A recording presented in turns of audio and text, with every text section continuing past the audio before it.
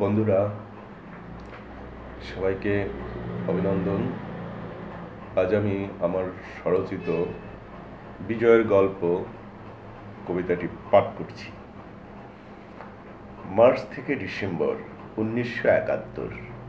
এক অন্তহীন গহীনে পথ চলা, আপন মাটির আসল সুবাস নিঃশ্বাস ভরে টেনে নিতে গ্রেনেড বেয়োনেট বারুদের সামনে বুক চিতিয়ে শটান দাঁড়িয়ে জননীর দেবদারু সূর্য সন্তানেরা।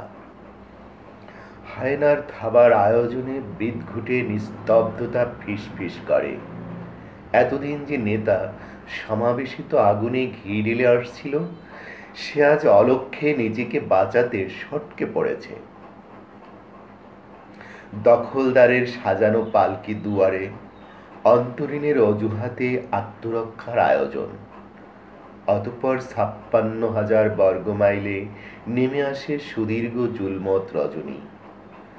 বেগম রোকেয়া হলের ছাত্রীদের চিৎকারে ভেসে আসে মুক্তির বীভৎস হাহাকার। সেদিন প্রত্যুষে বেতারে কান পাতে জনতা, তখনই ভেসে আসে আত্মবিশ্বাসী অদ্ভুত কণ্ঠ। দরাজ কণ্ঠে বজ্রদীপ্ত উচ্চারণ, উই রিভোল্ট। দীপ্ত অঙ্গীকারে ঘোষিত হয় স্বাধীনতা। বিদ্রোহী সৈনিক যদি ফেরারি না হতো, ইতিহাসকে হাঁটতে হতো অন্য কোনো অচেনা পথে। মায়ের সাহসী দামাল ছেলেরা স্বাধীনতার ঘোষণা শুনে জড়ো হয়, রিফুজির পথ ছেড়ে যুক্ত হয় কুচকাওয়াজের অসম মহড়ায়।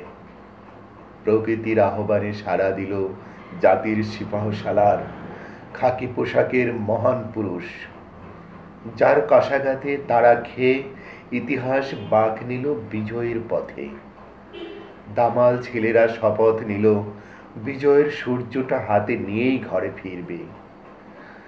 স্বাধীন ভোরের বিজয় সূর্যটা দেখার অপেক্ষায় মা বাবা আর ভাই বোনেরা যখন দাঁড়িয়েছিল পথের বাঁকে, ঠিক তখনই কোনো এক মুক্তিসেনার লাশ ব্যবচ্ছেদ করছিল শকুন।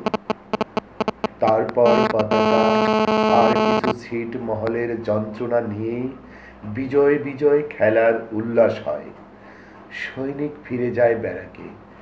ইতিহাসে শুরু হয় অস্তিত্বের কাড়াকাড়ি।